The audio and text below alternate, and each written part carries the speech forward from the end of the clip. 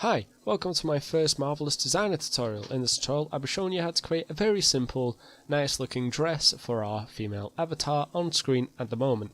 So I've just loaded up a new project here that's just in File, New, and I just loaded up the defaults, which is this character. So I'm just going to be showing you the basics of how to create this garment and what to do with it, so we get a feel for Marvelous Designer so we can take it a little bit deeper. Let's just get straight into it.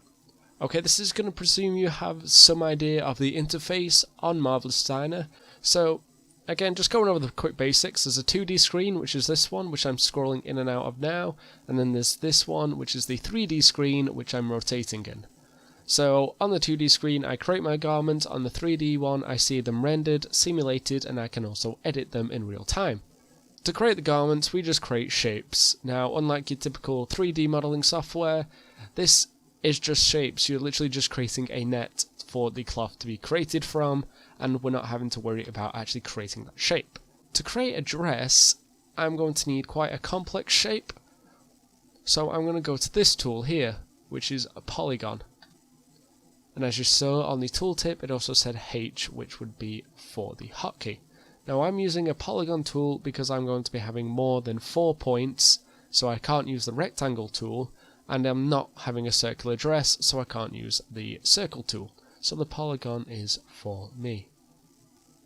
Now make sure you're choosing one of these three and not these three. So using this polygon tool, I'm going to start on the left and I'm just going to create a shoulder strap. So I'm going to left click and then just move my mouse to a reasonable distance and left click again. And now I'm going to create sort of a long dropped sort of neck gap. I don't know what you call it.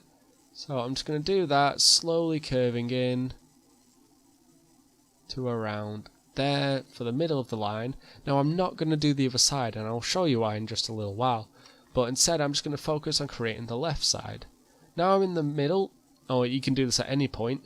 I'm just going to hold shift, and now I get this snapping, and I'm just going to drag down, pressing my middle mouse button there to move on the canvas, and press left click once I've got to a suitable length.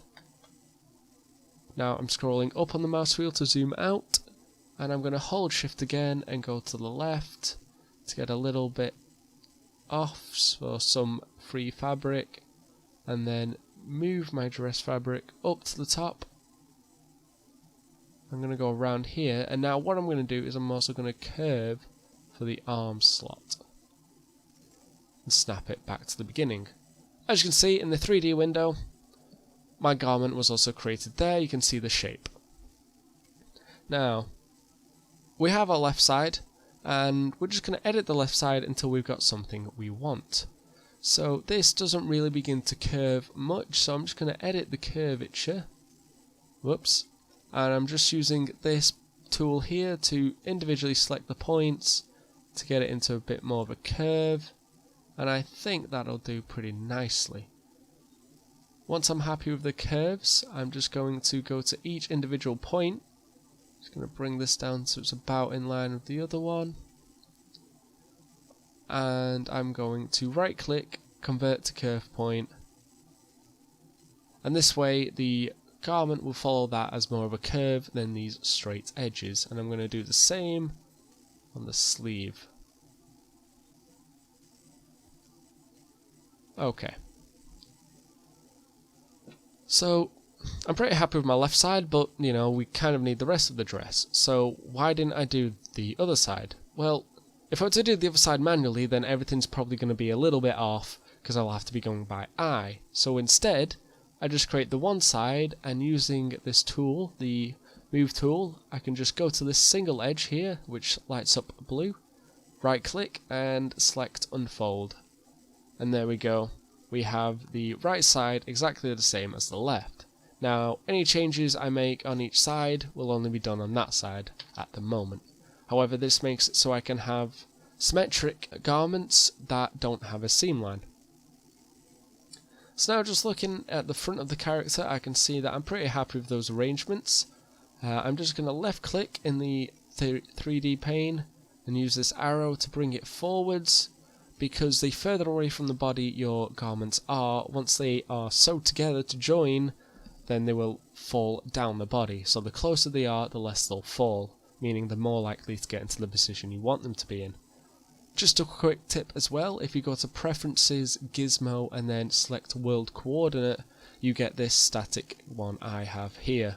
So now I want the back, and the back of the dress is going to be pretty simple. This is just a very simple dress, so I'm just going to copy and paste this by left clicking in the 2D, pressing Ctrl C, Ctrl V, just left clicking again to drop it right on top of that original, and I'm using this blue arrow to drag it behind, again as close to the body as I can, right click and flip horizontally. Now I'm going to show you why in just a moment.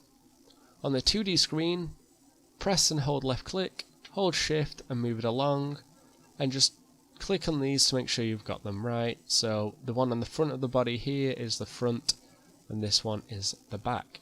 Now the reason we flipped it horizontally is so that A, it's easier to sew up and it's less confusing. So now it's flipped horizontally. The left side of this dress is the right side of this. So you've seen it from the front and from the back. If it wasn't flipped, the right side of this dress would be the right and the left side of this dress would be the left, and it's just not as clean and it's a bit confusing. Also, the normals get sorted out on here. Now we need to sew the segments together. So I'm using this tool, which was just diagonal of our move tool, and it's called segment sewing, and what it does is allows me to sew together each segment. Now each segment is just each individual lines.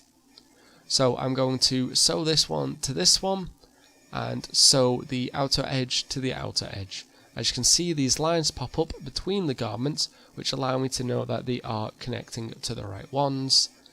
So outer to outer and inner to inner.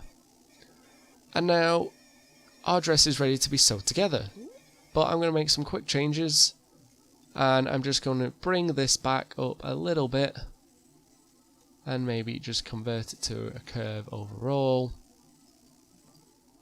and edit it a little bit. I'm going to bring that point back, edit the curve a little bit, and now I'm going to simulate it, and this simulation, depending on your computer, could take longer or not. To simulate it, you can either press space or press this arrow. I'm going to press the arrow, and as you can see, that little box came up saying it was draping. Now as you saw, the dress did drop a bit while sewing, and it's caused this issue here where now the dress has just dropped too far, and so the entire upper part of her chest is coming through the top. So I'm going to press Ctrl Z, I'm just going to double click those using shift to select the back one, left clicking twice to bring up the gizmo, and I'm just going to raise the dress up a bit and re-simulate it. And as you can see, the dress simulated directly onto her shoulders, which is what I want. Now, I'm pretty happy with this for a very simple dress. You know, we've got some of the basics down, we've got segment sewing, and we've got pattern creation, we've got unfolding, copy and pasting, moving with the gizmo, and simulating, which is pretty good. So, just to wrap things up, in the 3D pane, we can move this dress as we want. So if you have this tool selected up here, select and move tool, you can just left click and drag on the garment in here and move pieces around. This is especially good for creating different wrinkles, so you can just drag a piece of the dress down here, and as you can see, I've now got a nice slant. It's got rid of the wrinkles here a little bit, and you can just mess around to create something you want. Now if you want more detail than this dress, this is the one last thing. You can just go into here, select the piece, and use this particle distance. Now if you select all pieces, you can set it all at once, and the lower this value, the more detailed you can get. So I'm going to set it to 10, I'm going to halve it, and instantly we have to resimulate it, but you can see these creases got a bit more detailed. If I select both now, you'll also see that this is now in red. This is telling me the value is different for each selected piece of garment. So I'm just going to select that, set it to 10, set both to 10, and simulate.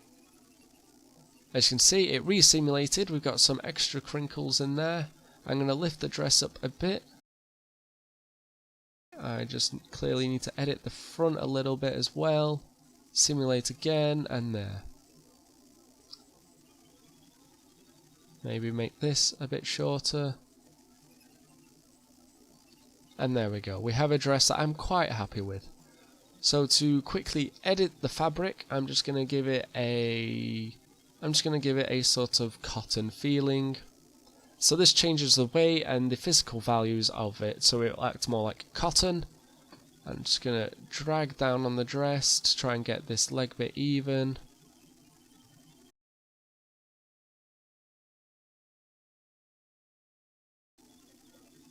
And there, I'm pretty happy with that.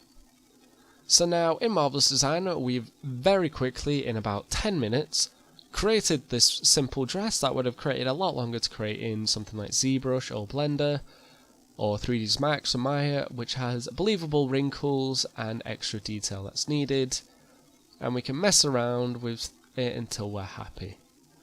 So again, in this video we've covered how to create garments, how to sew garments up, increase the rendering detail, increase the simulation detail, which is the same as the rendering detail really, and how to convert straight edges to curves. Okay, so I really hope you enjoyed this video. I am going to be doing more of these because this is a product I'm very interested in, as I love being able to create clothes with ease. So give this video a thumbs up if you really like the video. Give it a thumbs down if you didn't like the video. If your opinions are otherwise, you have any suggestions, questions, advice, or you just want to leave a general comment, leave it down below and I'll get back to you as soon as possible. I'm always around, so I'd love a good comment to read. If you want to get in contact with me in a more direct approach, there's always Twitter. So my Twitter handle will be on screen now. That is at Sam_BA_Jones97. And as always, don't forget to subscribe if you want to see more. Thanks guys. Bye.